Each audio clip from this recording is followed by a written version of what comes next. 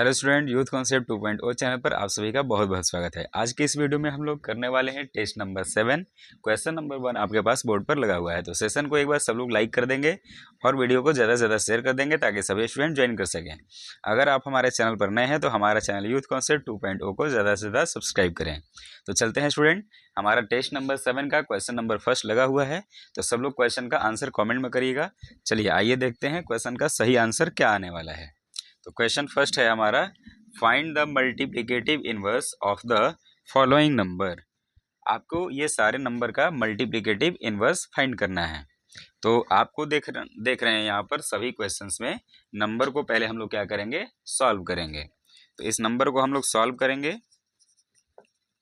तो -3/4 इंटू 5/2 पहले हम लोग चेक करेंगे कि क्या दोनों नंबर, ये सारे नंबर क्रॉस में डिविजिबल हैं कि नहीं। तो क्रॉस में डिविजिबल नहीं है तो हम लोग न्यूमरेटर का न्यूमरेटर से मल्टीप्लाई करेंगे। तो यह आ जाएगा -15 और डिनोमिनेटर में 4 2 ज़ा 8। लेकिन इसका हमें क्या लिखना है, मल्टीप्लिकेटिव इनवर्स लिखना है। तो -5/8 का मल्टीप्लिकेटिव इनवर्स क्या होगा, मल्टीप्लिकेटिव इनवर्स ऑफ -15/8 इज, तो इसका हम लोग रेसिप्रोकल कर देंगे 8/-8/15। तो हमें सबसे पहले नंबर्स को सॉल्व करना है। सॉल्व करने के बाद जो नंबर आएगा उसे हमें क्या लिखना है, मल्टीप्लिकेटिव इनवर्स। तो -15/8 का मल्टीप्लिकेटिव इनवर्स क्या हुआ, -8/15। मल्टीप्लिकेटिव इनवर्स क्या होता है स्टूडेंट, ऐसा नंबर जिसमें हम उसके रेसिप्रोकल से यदि मल्टीप्लाई कर देते हैं तो प्रोडक्ट हमारा 1 आ जाता है, तो हम उसे क्या कहेंगे, मल्टीप्लिकेटिव इनवर्स। तो यहाँ -15/8 का मल्टीप्लिकेटिव इनवर्स क्या आया, -8/15। आशा करते हैं कि आपको ये क्वेश्चन बहुत अच्छे से समझ में आया होगा। चलिए ऐसे ही क्वेश्चन बी और सी हम लोग सॉल्व करने वाले हैं। आइए देखते हैं क्वेश्चन बी और सी। तो क्वेश्चन बी को देखने वाले हैं हम लोग। सबसे पहले हमें दोनों नंबर को सॉल्व करना होगा। 3/7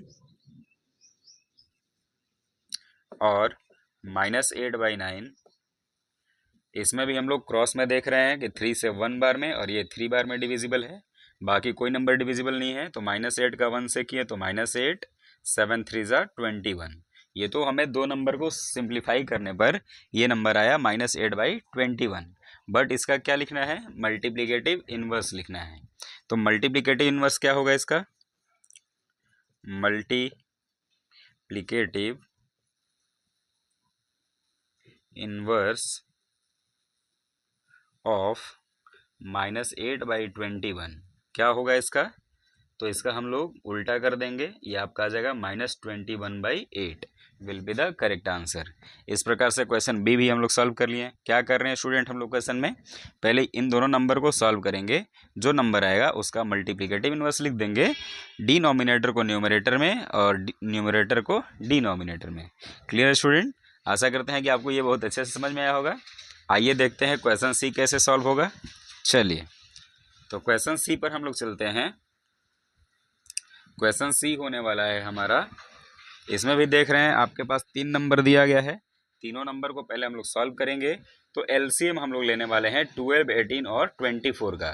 तो 12, 18 और 24 का एलसीएम क्या आएगा, एक बार आप लोग फाइंड करिए। तो ये आप 6 के टेबल से 2 बार में, ये आपका 3 बार में और ये आपका 4 बार में, फिर 2 से ये 1 3 2। तो आपका एलसीएम आ जाएगा 6 2 ज़ा 12 और 12 6 ज़ा 72। एलसीएम क्या आएगा स्टूडेंट, 72। तो मैंने एलसीएम 72 ले लिया। 12 से 72 6 टाइम डिविजिबल होगा, तो 6 का 5 से मल्टीप्लाई होगा तो क्या आएगा 30। ये आपका हो जाएगा 20 और ये आपका हो जाएगा 21। सबको आप सॉल्व करेंगे। 30 माइनस ये आपका आ जाएगा 41/72, ये आपका आएगा -11/72। लेकिन -11/72 आपका मल्टीप्लिकेटिव इनवर्स नहीं है, सिर्फ ये तीनों नंबर को सॉल्व करने पर आया है। अब इसका मल्टीप्लिकेटिव इनवर्स क्या होगा, तो आप लिख लोगे -72/11। क्लियर है स्टूडेंट, आशा करते हैं कि क्वेश्चन सी भी आपका सॉल्व हो चुका है। तो इस प्रकार से हम लोग टेस्ट नंबर 7 के क्वेश्चन 1 को सॉल्व कर चुके हैं। तो एक बार वीडियो को सब लोग लाइक कर दिए, जितने भी लोग अभी लाइव देख रहे हैं वीडियो को सब लोग लाइक कर देंगे। सेशन को ज़्यादा से ज़्यादा शेयर करेंगे सभी स्टूडेंट के बीच में, ताकि सभी लोग ज्वाइन करके अपने स्टडी को इम्प्रूव कर सकें। तो आइए चलते हैं नेक्स्ट क्वेश्चन की तरफ। नेक्स्ट क्वेश्चन हम लोग 2 नंबर लेते हैं। क्वेश्चन 2 का आप करेक्ट आंसर करिएगा। चलिए देखते हैं क्वेश्चन 2 क्या है।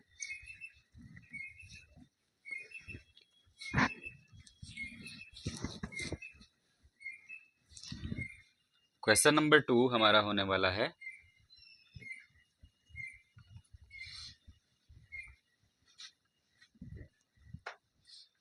Find the cost of,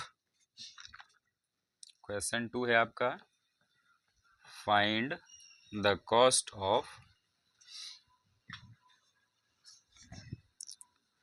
5 kg of ghee, 5 kg of ghee if the cost of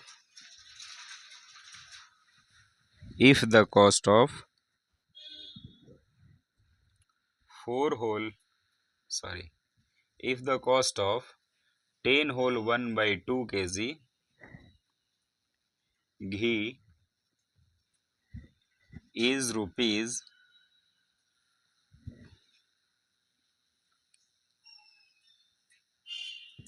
1050। Question को अच्छा से समझिए, सब लोग आंसर करेंगे। क्वेश्चन में आपसे पूछा जा रहा है find the cost of 5 kg of ghee if the cost of 10 whole 1/2 kg of ghee is rupees 1050। Question का मतलब क्या है, अगर 5 kg घी का प्राइस फाइंड करना है आपको, अगर आपका 10 होल 1/2 यानी 10.5 kg घी का प्राइस 1050 रुपीज़ है, तो 5 kg घी का प्राइस क्या होगा। चलिए तो आइए देखते हैं कैसे इसको सॉल्व करना है। तो इसको हम लोग सबसे पहले 5 kg का प्राइस फाइंड करने के पहले सबसे पहले हम लोग 1 kg का प्राइस फाइंड करेंगे। आइए देखते हैं।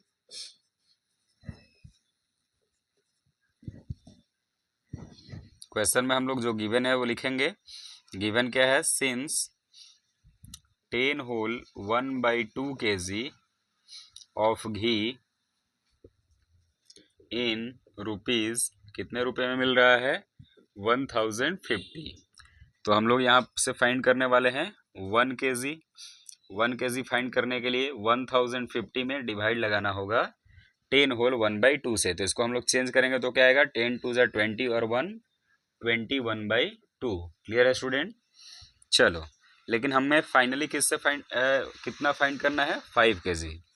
तो 5 kg का फाइंड करने के लिए हम लोग इसमें फिर मल्टीप्लाई कर देंगे 10 50 डिवाइडेड 21/2। ये आपका किसका प्राइस हुआ, 1 kg का। और 1 kg के प्राइस में हमें क्या मल्टीप्लाई करना है, 5 से। अब इसको आप सॉल्व कर लीजिए।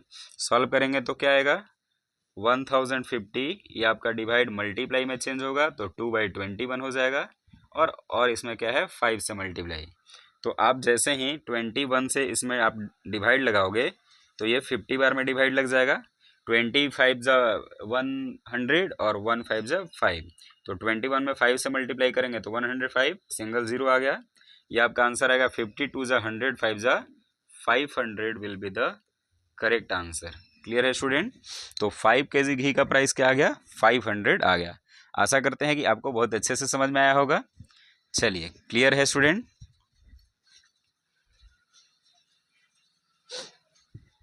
तो एक बार जितने भी लोग सेशन को शेयर नहीं किए हैं शेयर कर देंगे, वीडियो को ज़्यादा से ज़्यादा लाइक कर देंगे।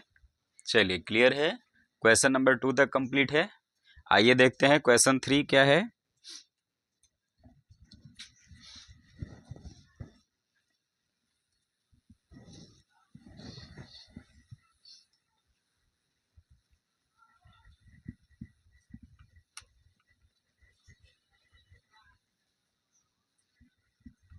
क्वेश्चन नंबर 3 देखने वाले हैं हम लोग। क्वेश्चन नंबर 3 है हमारा divide the sum of, question 3 divide the sum of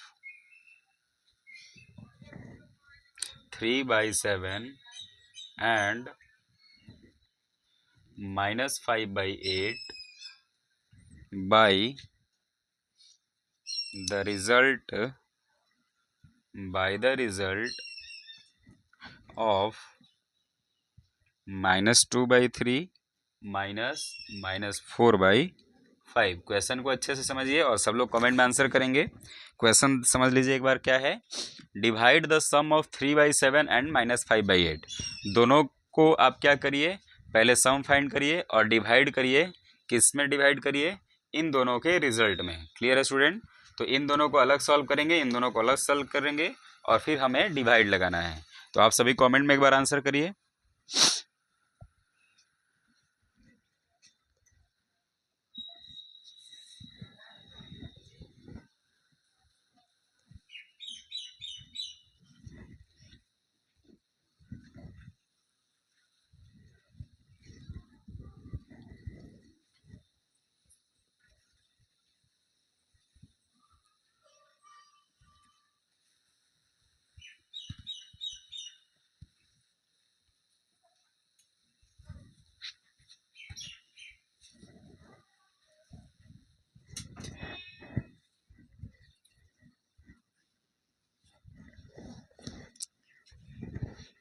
आइए देखते हैं क्वेश्चन का करेक्ट आंसर क्या होगा। चलिए, तो क्वेश्चन है divide the sum of 3/7 and -5/8 by the result.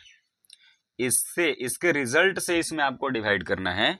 तो क्वेश्चन को यदि एक्सप्रेशन में हम लोग अरेंज करेंगे तो 3/7 प्लस -5/8 इन दोनों का क्या फाइंड करना है? सम। और इसके सम में डिवाइड लगाना है। देखिए, डिवाइड द सम ऑफ इतना बाई का मतलब होता है किससे डिवाइड लगाना है? इनके रिजल्ट के द्वारा डिवाइड लगाना है। डिवाइडेड, ये आपका नंबर क्या है? -2/3। ये माइनस माइनस मिलकर क्या हो जाएगा? +4/5। चलिए आइए सॉल्व करते हैं इसको। तो ये हमारा होने वाला है 3/7 प्लस माइनस -5/8। इनको एक ब्रैकेट में सॉल्व करेंगे। इनको सॉल्व करते हैं हम लोग। 3 और 5 का एलसीएम क्या आएगा? 15। ये आपका हो जाएगा -10 और ये +12। इसका भी एलसीएम ले लेते हैं। 7 8 का एलसीएम 56। ये आपका आ जाएगा 24 और ये आपका आ जाएगा 35। क्लियर है स्टूडेंट? इसको सॉल्व करिएगा तो क्या आएगा? 2/15। यहाँ पर हमारा नंबर क्या आ रहा है? इधर सॉल्व करके बताते हैं आपको। 24 में से 35 जाएगा तो -11/56 डिवाइडेड, ये आपका क्या है? 2/15। अब डिवाइड को हम लोग चेंज करेंगे किस में? मल्टीप्लाई में चेंज करेंगे। -11/56 मल्टीप्लाई 15/2। क्लियर है? तो क्या क्रॉस में डिवाइड लग रहा है क्या? नहीं लग रहा है। तो हम लोग 15 का 11 से मल्टीप्लाई करेंगे, -165/112। क्लियर है स्टूडेंट? तो इस प्रकार से हमारा ये आंसर आया -165/112। क्लियर है? चलिए, तो इस प्रकार से क्वेश्चन नंबर 3 भी हम लोग कंप्लीट कर चुके हैं। तो जितने लोग अभी लाइव देख रहे हैं, वीडियो को लाइक नहीं किए हैं, वो एक बार वीडियो को लाइक कर देंगे। सेशन को ज़्यादा से ज़्यादा अपने फ्रेंड्स के पास शेयर करेंगे ताकि सभी स्टूडेंट ज्वाइन होकर अपने स्टडी को इम्प्रूव कर सके। तो हम लोग टेस्ट नंबर 7 के क्वेश्चन नंबर 3 को कंप्लीट कर चुके हैं। चलिए आइए देखते हैं नेक्स्ट क्वेश्चन। नेक्स्ट क्वेश्चन हमारा होने वाला है क्वेश्चन नंबर 4। देखते हैं क्वेश्चन 4 क्या है।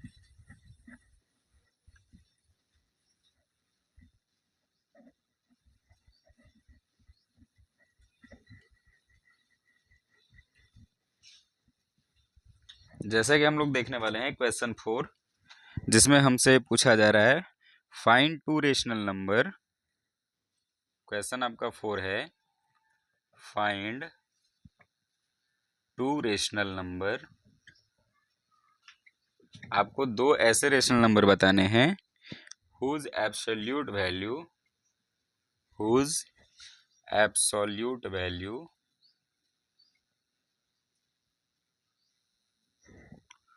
is 7/8। क्वेश्चन को अच्छे से समझिए। क्वेश्चन क्या कहा जा रहा है आपसे? ऐसे आपको 2 रेशनल नंबर फाइंड करने हैं जिसका एब्सोल्यूट वैल्यू क्या आना चाहिए? 7/8। तो एक बार सभी लोग कमेंट में आंसर करिए।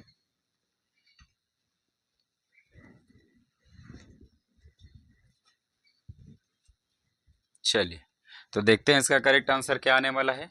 आइए देखिए बोर्ड की तरफ। तो जब हम लोग एब्सोल्यूट वैल्यू लिखेंगे, एब्सोल्यूट वैल्यू क्या आना चाहिए? एब्सोल्यूट वैल्यू 7/8 आना चाहिए। तो ऐसे कौन से दो रेशनल नंबर हैं? तो फर्स्ट आपका रेशनल नंबर होने वाला है, फर्स्ट नंबर आपका -7/8 आएगा। क्लियर है स्टूडेंट? क्योंकि -7/8 का जब आप एब्सोल्यूट वैल्यू फाइंड करोगे तो ये क्या आएगा? 7/8 ही आ जाएगा। तो पहला तो आपका आंसर क्या आ गया? -7/8 आ गया। क्लियर? अगर आप दूसरा नंबर लिखोगे, सेकंड नंबर, तो सेकंड नंबर आपका क्या आ जाएगा?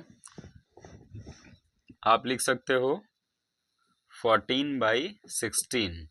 इसका भी आप एब्सोल्यूट वैल्यू निकालोगे तो 2 7 जा 14 और 2 8 जा 16, तो 7/8 आ जाएगा। तो दूसरा आप क्या लिख सकते हो? 14/16 लिख सकते हो, या फिर आप 7/8 भी लिख सकते हो, क्योंकि 7/8 का भी एब्सोल्यूट वैल्यू क्या आएगा?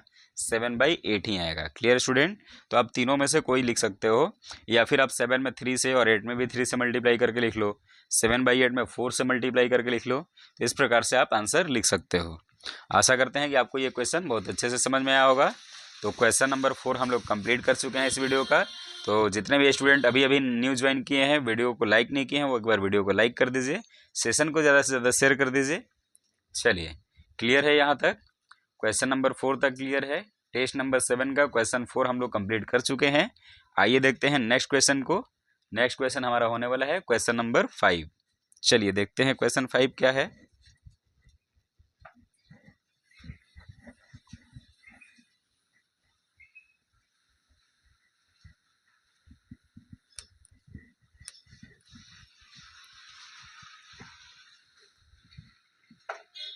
क्वेश्चन नंबर 5 है हमारा, solve the equation. Question number 5 में आपके पास इक्वेशन दिए गए हैं, उसे सॉल्व करना है। Solve the equation. इक्वेशन क्या है? फर्स्ट इक्वेशन है आपका 8x - 3 by 3x is equals to 2, और दूसरा आपका इक्वेशन है 7y + 4 by y + 2 is equals to -4/3। तो सब लोग एक बार क्वेश्चन को सॉल्व करके और कमेंट में आंसर करेंगे। जैसा कि आप देख रहे हैं क्वेश्चन क्या है, सॉल्व द इक्वेशन। इक्वेशंस आपको दिए गए हैं क्वेश्चन ए और बी में। क्वेश्चन ए में इक्वेशन है 8x - 3 by 3x is equal to 2, और बी में है आपका 7y + 4 by y + 2 is equal to -4/3। तो दोनों को सॉल्व करके आप आंसर करिए कॉमेंट में एक बार।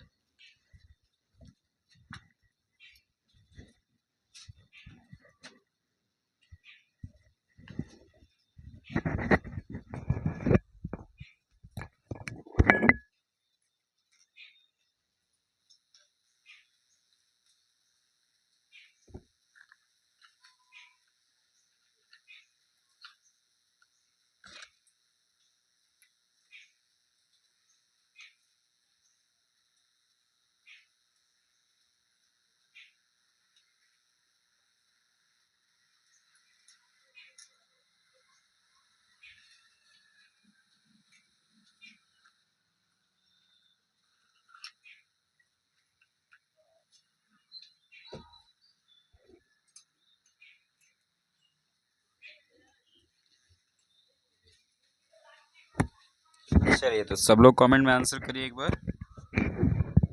आइए देखते हैं इसका करेक्ट आंसर क्या होने वाला है। चलिए सॉल्व करते हैं क्वेश्चन को। तो यहाँ पर आप क्या करने वाले हो? क्रॉस मल्टीप्लिकेशन का यूज़ करने वाले हो। 2 को हम लोग 2/1 भी लिख सकते हैं। तो आपका जो न्यूमरेटर है 8x - 3, इसमें किससे मल्टीप्लाई होगा? 1 से, क्योंकि डिनोमिनेटर में 1 है। ये 2 से किसका मल्टीप्लाई होगा? 3x का। क्लियर?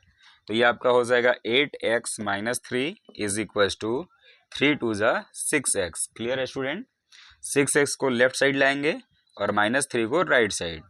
तो 8x - 6x is equal to +3, क्योंकि सिंबल क्या हो जाता है? अपोजिट हो जाता है। 8x में से 6x गया तो क्या बचा? 2x is equal to 3, x is equal to 3/2। तो x का वैल्यू क्या आ गया 3/2 will be the correct answer. तो जितने भी स्टूडेंट का 3/2 आया है आप सभी का करेक्ट आंसर है, सही है। क्वेश्चन ए हम लोग सॉल्व कर चुके हैं। क्वेश्चन ए में हमारा x का वैल्यू क्या आ गया 3/2 आ गया। ऐसे ही क्वेश्चन बी भी हम लोग सॉल्व करने वाले हैं। यहाँ पर भी हम लोग क्रॉस मल्टीप्लीकेशन का यूज करने वाले हैं। 3 का मल्टीप्लाई किससे होगा 7y + 4 से इज इक्वल टू, और इस -4 का मल्टीप्लाई y + 2 से। क्लियर है स्टूडेंट? आइए मल्टीप्लाई करते हैं। 3 7 जा क्या आएगा 21y + 3 4 जा 12, -4 में y से मल्टीप्लाई करेंगे तो -4y, और ये आपका माइनस प्लस माइनस 4 2 जा 8। लाइक टर्म को एक तरफ हम लोग लिखते हैं 21y -4y, इधर आके क्या होगा +4y। ऑलरेडी यहाँ पर -8 है, और +12 इधर आकर -12 होगा। तो 21 में 4 प्लस करेंगे तो ये आपका आएगा 25y is equals to -20, y is equals to -20/25, जिसको आप सॉल्व करके क्या लिख सकते हो -4/5। तो y का वैल्यू क्या आ गया -4/5 will be the correct answer. तो जितने भी स्टूडेंट का -4/5 आ रहा है आप सभी का सही है। तो जितने भी स्टूडेंट अभी तक वीडियो को लाइक नहीं किए हैं वो एक बार वीडियो को लाइक कर देंगे। इस प्रकार से हमारा क्वेश्चन बी का भी आंसर आ गया y is equal to -4/5। Clear है स्टूडेंट? चलिए क्लियर है।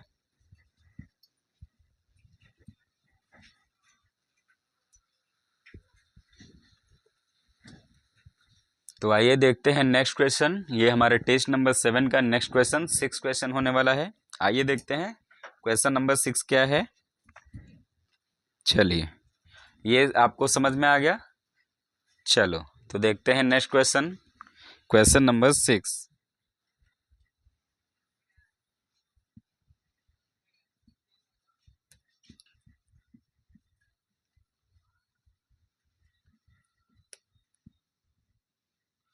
क्वेश्चन नंबर 6 में जैसा कि दिख रहा है,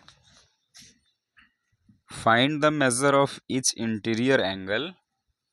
क्वेश्चन 6 है आपका, find the measure of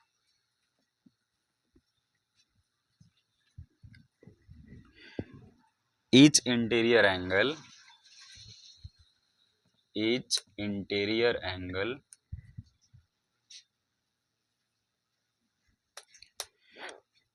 of a regular polygon,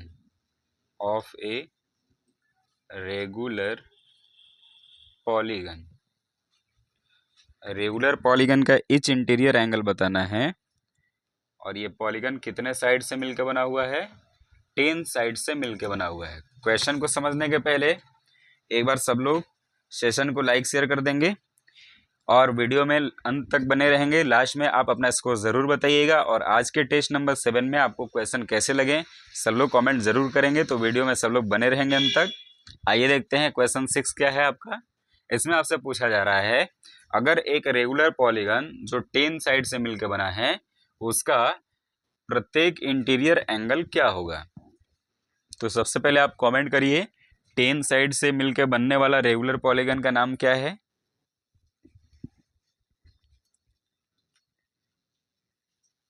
चलिए तो आप बताओगे 10 साइड से मिलकर बने हुए रेगुलर पॉलीगन को हम लोग क्या बोलते हैं डेकागन बोलते हैं। Clear student? और हमें क्या फाइंड करना है each interior angle. Each interior angle find करने के पहले सबसे पहले आप यहाँ n का वैल्यू लिख लो। n क्या होता है नंबर ऑफ साइड। कितने हैं साइड्स 10 साइड्स हैं। तो हम लोग यहाँ पर फाइंड करने वाले हैं सम ऑफ इंटीरियर एंगल। तो सम ऑफ इंटीरियर एंगल फॉर्मूला क्या है 2n - 4 × 90 डिग्री। n क्या होता है नंबर ऑफ साइड्स होता है। Clear student? वैल्यू पुट करिए 2 × 10 - 4 × 90 डिग्री। तो ये आपका आ गया 20 - 4 × 90 डिग्री। 20 में से 4 गया तो 16 × 90। ये आपका आंसर आ जाएगा 1440 डिग्री। लेकिन 1440 डिग्री आपका सम ऑफ इंटीरियर एंगल है, यानी 10 एंगल का सम है। हमें क्या पूछा जा रहा है ईच इंटीरियर एंगल, प्रत्येक इंटीरियर एंगल आपको फाइंड करना है। तो यहाँ पर ईच एंगल फाइंड करने के लिए ईच इंटीरियर एंगल आपको क्या करना पड़ेगा, टोटल एंगल का सम जो 1440 दिया है उसमें हमें 10 से डिवाइड करना होगा। क्यों? क्योंकि ये रेगुलर पॉलीगन है और रेगुलर पॉलीगन का हर साइड इक्वल होता है और साइड के साथ एंगल्स भी इक्वल होते हैं। तो सम ऑफ एंगल को हम लोग 10 से डिवाइड करेंगे, क्योंकि डेकागन में 10 साइड वाले पॉलीगन में कितने एंगल होंगे, 10 एंगल होंगे। तो ये हमारा निकल कर आ जाएगा, एक इंटीरियर एंगल क्या आएगा, 144 डिग्री। तो 144 degree will be the correct answer. आशा करते हैं कि आपको ये क्वेश्चन बहुत अच्छे से समझ में आया होगा और इस तरह से हम लोग टेस्ट नंबर 7 का क्वेश्चन 6 कंप्लीट कर लिए हैं। तो सब लोग वीडियो में अंत तक बने रहेंगे और लास्ट में आप अपना स्कोर ज़रूर बताइए। साथ ही साथ आज के टेस्ट में आपको क्वेश्चन कैसा लगा सभी लोग कमेंट करेंगे। चलिए तो आते हैं नेक्स्ट क्वेश्चन की तरफ। नेक्स्ट क्वेश्चन होने वाला है हम लोग का क्वेश्चन नंबर 7। आइए देखते हैं क्वेश्चन 7 क्या है।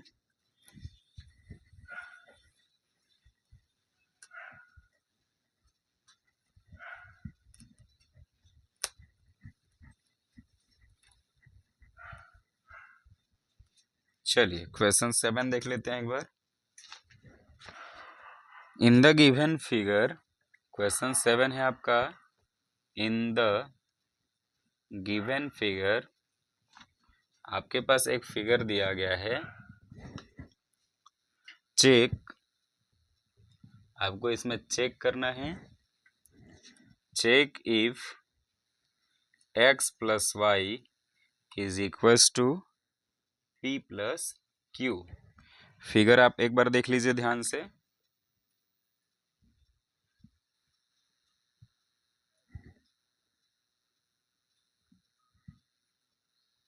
ये आपका फिगर है जिसमें ये एंगल P है और ये आपका एक्सटीरियर एंगल X है, ये आपका Y है और ये आपका Q है। ये आपका दिया है A, B, C और D। इसमें आपको चेक करना है कि क्या x plus y P plus Q के बराबर होगा कि नहीं होगा। तो एक बार सब लोग चेक करके बताइए, बराबर होगा तो ट्रू लिखेंगे और इक्वल नहीं होगा तो फॉल्स लिखेंगे। तो सब लोग एक बार कमेंट करिए।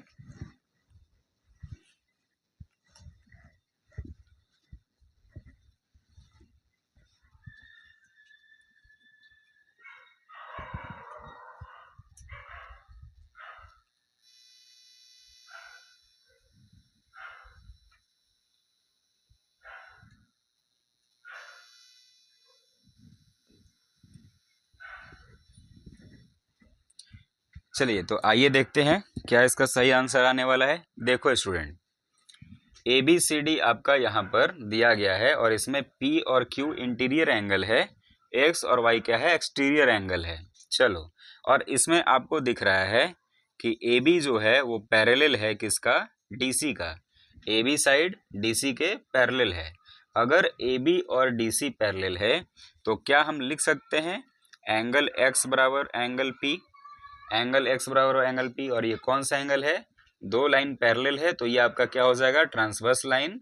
तो ये X और P क्या हो जाएगा, alternate interior angle, alternate interior angle.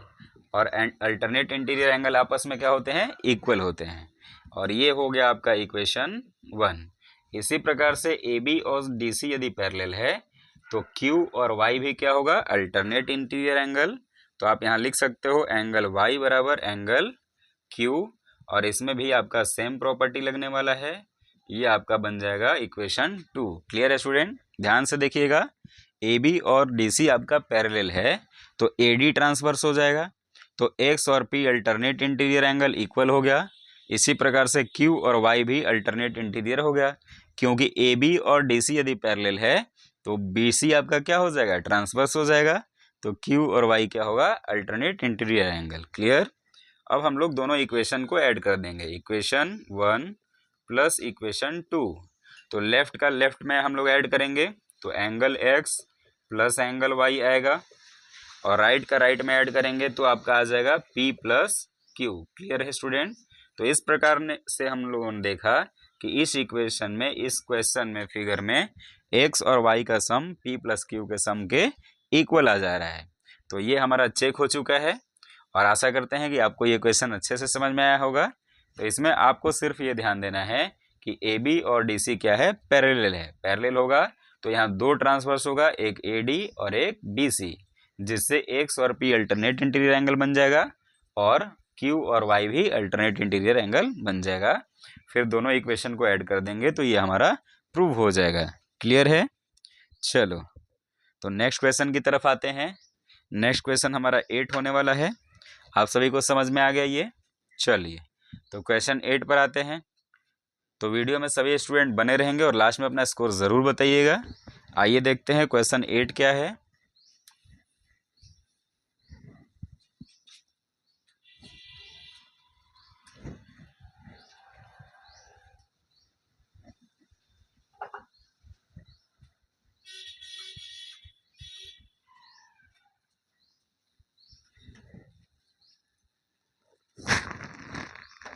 चलिए क्वेश्चन 8 सॉल्व करते हैं हम लोग। क्वेश्चन 8 में भी आपका फिगर ही है।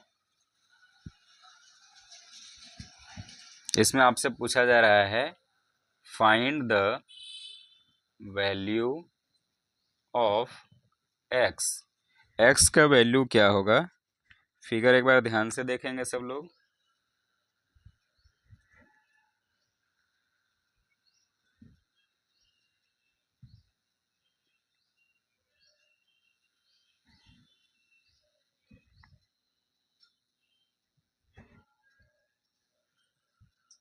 ये आपका दिया गया है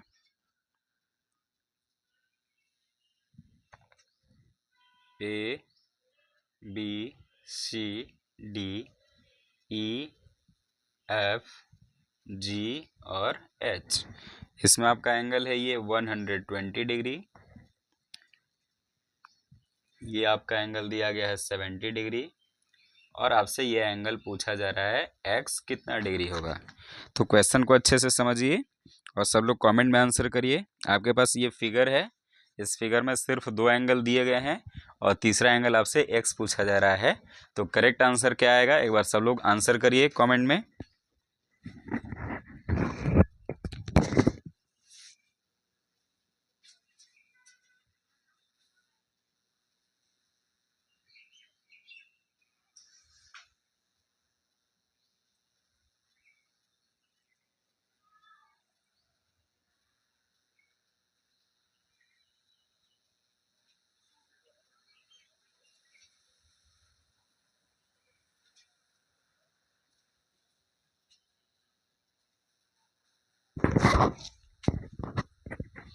सब लोग कमेंट में आंसर करिए एक बार।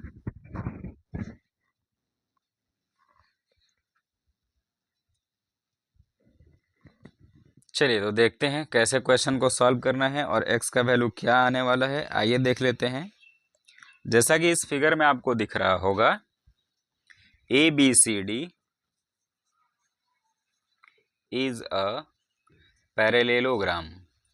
ABCD क्या है? पैरेलेलोग्राम। मैं आपको बनाकर दिखा देता हूं इस ब्लू कलर से। ध्यान से देखिएगा मैं किस फिगर का बात कर रहा हूं। ये आपका ABCD हो गया।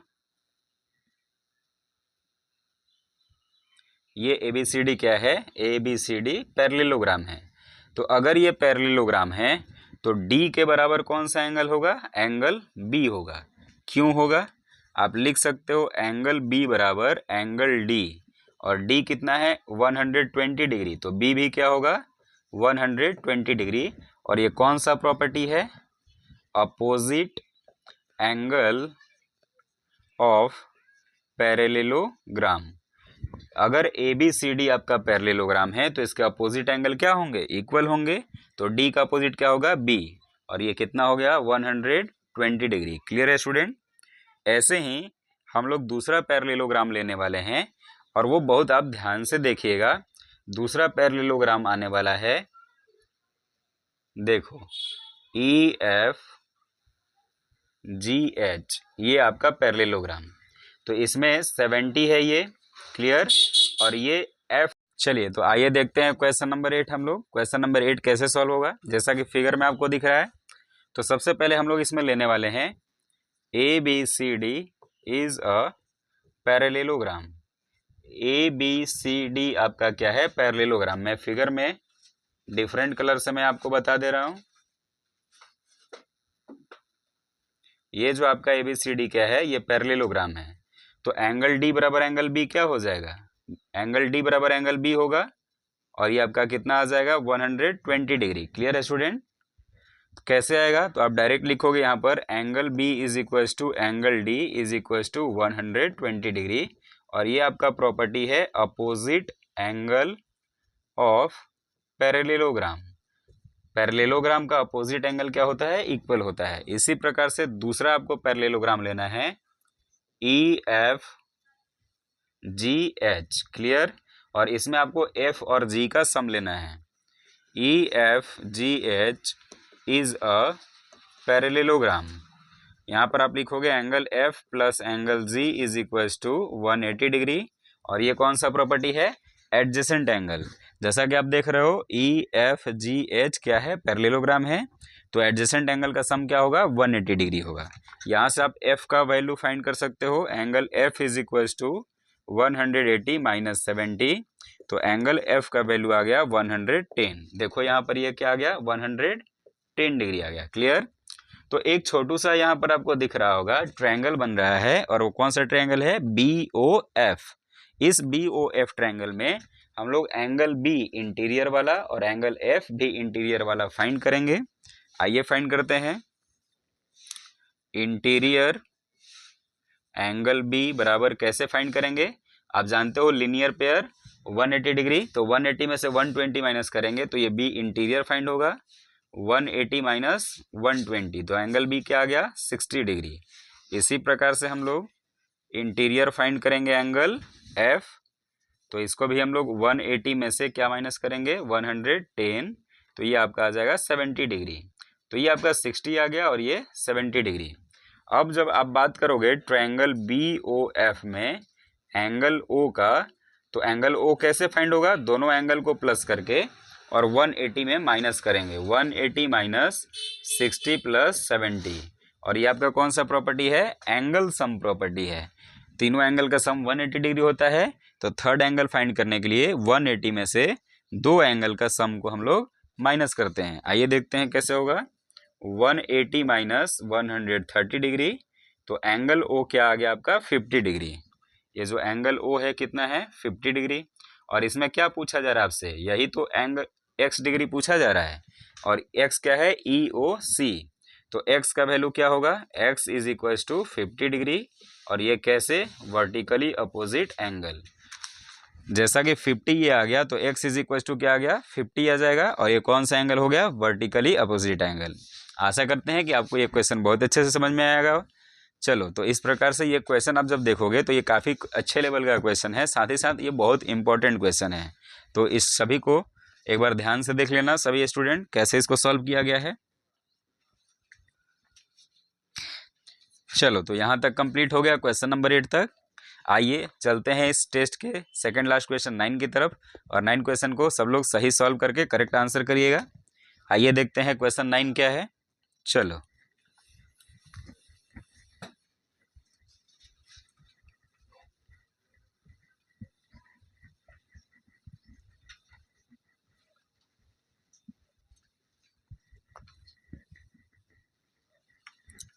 क्वेश्चन 9 है आपका, जिसमें एक इक्वेशन दिया गया है, सॉल्व करना है। Solve 6x plus 1 by 3 minus x minus 3 by 6 is equal to -1। तो सभी स्टूडेंट इसको सॉल्व करके कमेंट में आंसर करिएगा, क्या इसका सही आंसर आ रहा है। सब लोग सॉल्व करिए।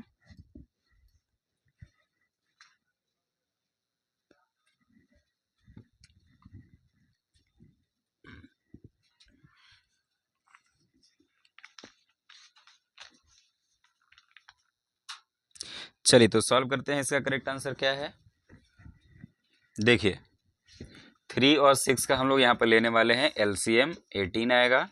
3 से 18 6 टाइम, तो 6 का मल्टीप्लाई न्यूमरेटर में होगा, 6 मल्टीप्लाई 6x प्लस 1 माइनस 6 से ये कितने बार डिविजिबल है, 3 बार, तो 3 से मल्टीप्लाई किसका होगा, x माइनस 3 का इज इक्वल टू माइनस 1।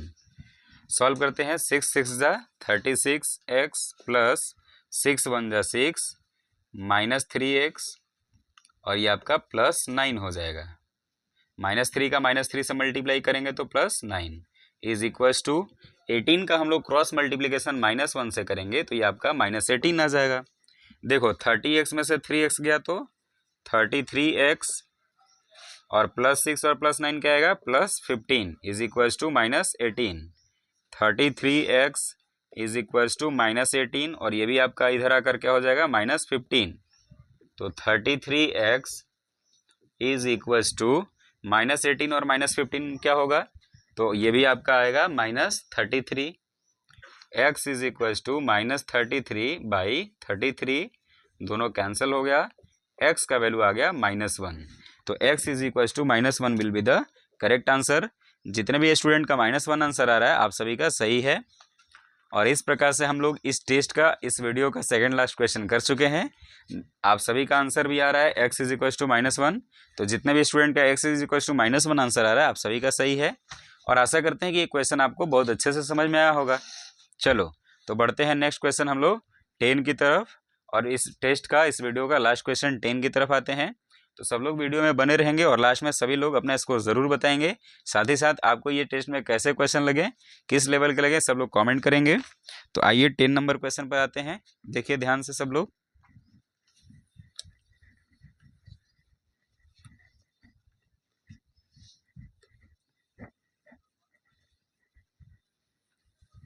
इस टेस्ट का, इस वीडियो का हम लोग लास्ट क्वेश्चन नंबर 10 पर आ गए हैं। देखते हैं लास्ट क्वेश्चन क्या है, सब लोग सॉल्व करके कमेंट में आंसर करेंगे। क्वेश्चन नंबर 10 है आपका, the diagonal of rhombus, the diagonal of rhombus are 6 centimeter and 8 centimeter. Find the length of a side. Find the length of a side. Find the length of a side of the rhombus. Clear है student? Figure आप समझ लो, एक बार figure दिखा देते हैं आपको। Figure ध्यान से देखना। ABCD आपका एक रोम्बस दिया गया है जिसमें 2 डायगोनल हैं, एक AC डायगोनल है और दूसरा BD डायगोनल है। AC डायगोनल आपका दिया गया है 6 सेंटीमीटर और BD है आपका 8 सेंटीमीटर। आपको एक साइड बताना है, यानी AB का वैल्यू बताना है या फिर BC का या फिर CD का या फिर AD का, किसी भी एक साइड को बताना है। क्लियर है स्टूडेंट?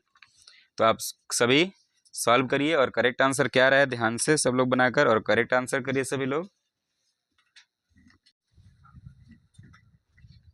चलिए तो आइए क्वेश्चन को सॉल्व करते हैं। क्या इसका करेक्ट आंसर है, ध्यान से देखिए सभी लोग। देखिए क्वेश्चन को समझते हैं। आपका ABCD रोम्बस दिया गया है जिसमें 2 डायगोनल 6 और 8 हैं। आप जो लोग जानते हैं कि दोनों डायगोनल एक दूसरे को क्या करते हैं, 90 डिग्री पर बाइसेक्ट करते हैं। यानी इस डायगोनल पर कितना डिग्री एंगल बनेगा, 90 डिग्री एंगल बनेगा। और कितना 90 बनेगा, तो आपको 490 डिग्री का एंगल दिखेगा। और साथ ही साथ ये जो AC आपका पूरा 6 है तो आधा क्या हो जाएगा, 3 सेंटीमीटर, ये भी आपका 3 सेंटीमीटर। BD आपका पूरा 8 है तो ये आपका 4 सेंटीमीटर और ये आपका 4 सेंटीमीटर हो रहा है। क्लियर? आइए सॉल्व करते हैं। ABCD is a rhombus. ABCD क्या है, रोम्बस। तो आप यहाँ लिख सकते हो BO is equal to 4 centimetre और AO is equal to 3 centimetre because diagonal bisect each other. Clear student? अब आइए इन ट्रायंगल AOB ट्रायंगल में आप जानते हो कि AOB कौन सा ट्रायंगल है, क्योंकि डायगोनल यहाँ पर 90 डिग्री एंगल बना है और किसी ट्रायंगल में एक एंगल 90 डिग्री का हो तो उसको हम लोग क्या बोलते हैं, राइट एंगल ट्रायंगल बोलते हैं। तो AOB हमारा क्या है, राइट एंगल ट्रायंगल। तो इसमें कौन सा थ्योरम लगाने वाले हैं, पाइथागोरस थ्योरम। तो पाइथागोरस थ्योरम क्या है, ये आपका डायगोनल है, सॉरी ये आपका हाइपोटेनस है क्योंकि लॉन्गेस्ट साइड है, और हाइपोटेनस का स्क्वायर जो होता है वो परपेंडिकुलर के स्क्वायर और बेस के स्क्वायर के सम के बराबर होता है। तो इसी फॉर्मूला से हम लोग फाइंड करने वाले हैं AB square is equals to OB square plus OA square. ये आपका स्क्वायर इधर जाकर क्या बनेगा, रूट बनेगा। तो AB is equals to under root OB कितना है आपका 4 का स्क्वायर और OA क्या है 3 का स्क्वायर। सॉल्व करिए बस इसको। तो AB is equals to under root 4 का स्क्वायर क्या आएगा 16, 4 का स्क्वायर 16 हो जाएगा और 3 का 9। तो AB का वैल्यू आ जाएगा अंडर रूट 25, जिसका वैल्यू आप होता है 5 सेंटीमीटर। तो AB आपका एक साइड कितना आ गया 5 सेंटीमीटर। क्योंकि ABCD रोम्बस है तो रोम्बस का चारों साइड क्या होता है, इक्वल होता है। तो AB 5 सेंटीमीटर हो गया तो सभी साइड क्या होगा 5 सेंटीमीटर। तो इस रोम्बस का वन साइड जो हमें फाइंड करना था, तो वन साइड क्या आ गया 5 centimetre will be the correct answer. तो जितने स्टूडेंट का 5 सेंटीमीटर आया है आप सभी का सही है। क्लियर है स्टूडेंट। तो इस तरह से हम लोग इस टेस्ट में टोटल क्वेश्चन को सॉल्व कर चुके हैं 10 नंबर। आशा करते हैं कि आपको क्वेश्चन नंबर 10 अच्छे से समझ में आया होगा। ये क्वेश्चन नंबर 10 काफ़ी इंपॉर्टेंट और काफ़ी अच्छे लेवल का क्वेश्चन है, तो सभी लोग ध्यान से समझिएगा इसको और आशा करते हैं कि आपको समझ में आया होगा। तो हम लोग टेस्ट नंबर 7 कंप्लीट कर चुके हैं। तो आप सभी वीडियो में आए बने रहें, इसके लिए आपका बहुत बहुत धन्यवाद। लास्ट में सभी स्टूडेंट अपना स्कोर ज़रूर बताएंगे। बताइए अपना स्कोर, सभी स्टूडेंट नाम लिखेंगे अपना और साथ ही साथ अपना स्कोर करेंगे। साथ ही साथ आप लोग ये बताओगे टेस्ट नंबर 7 में आपको कैसे क्वेश्चन लगे, क्वेश्चन किस लेवल के थे। तो आपको बताना है, अपना नाम लिखना है, साथ ही साथ स्कोर लिखना है और आज का टेस्ट कैसा लगा, किस लेवल का लगा, आप सभी लोग कमेंट में लिखिए। और जितने भी स्टूडेंट अभी ज्वाइन किए हैं तो वो एक बार टेस्ट को रिवाइंड करके देख लेंगे। और अभी तक आप यदि वीडियो को लाइक नहीं किए हैं तो वीडियो को लाइक करेंगे, सेशन को ज़्यादा से ज़्यादा शेयर करेंगे अपने फ्रेंड्स के पास ताकि सभी स्टूडेंट ज्वाइन होकर और इस वीडियो का फ़ायदा ले सके।